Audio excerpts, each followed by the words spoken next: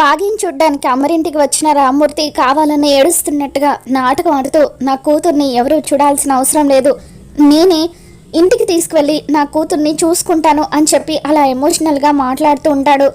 నాకు కూడా మిస్ అమ్మ వాళ్ళ ఇంటికి వెళ్ళిపోవడమే కరెక్ట్ అనిపిస్తుంది అని చెప్పి మనోహరి అంటూ ఉంటే అప్పుడు అమర్ వాళ్ళ అమ్మగారు ఆయనేమో స్కూల్కి వెళ్తానని అంటున్నారు. మంగళ ఒక్కతే మిస్ అమ్మని ఎలా చూసుకుంటుంది, ఇక్కడైతే మనమంతా ఉంటాం కదా అని చెప్పి అంటూ ఉంటుంది.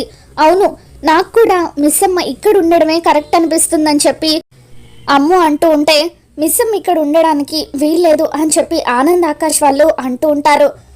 ఆగండి ఆగండి, మిస్ అమ్మ ఇక్కడ ఉండాలో వద్దో నేను డిసైడ్ చేస్తాను, మిస్ అమ్మకి ఓటింగ్ పెడదాం, మిస్ అమ్మ ఇక్కడ ఉండొద్దని కోరుకునే వాళ్ళు ఎవరెవరో చేతులెత్తండి అంజు పాప అంటూ ఉంటే అప్పుడు మనోహరి, మంగళ, ఆనంద్ ఆకాష్ వీళ్ళు నలుగురు కూడా చేతులెత్తుతారు. నా ఓటు కూడా మిస్ అమ్మ ఇక్కడ ఉండకూడదని అని చెప్పి అంజు పాప అంటూ ఉంటుంది. ఇక ఆరు గుప్త కిటికీలో నుండి చూస్తూ ఉంటారు.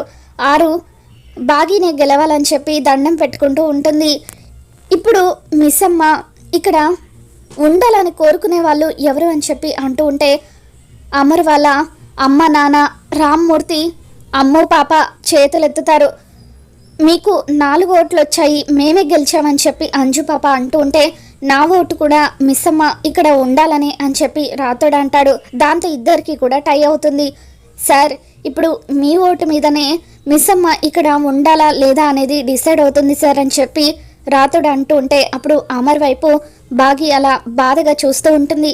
మరి అమర్ తన ఓటు బాగీకే వేసి తన ప్రేమని చాటుకుంటాడా, ఏం జరగబోతుందో మళ్ళీ మన ఛానల్లో తెలుసుకుందాం. వీడియో నచ్చినట్లయితే తప్పకుండా లైక్ చేయండి.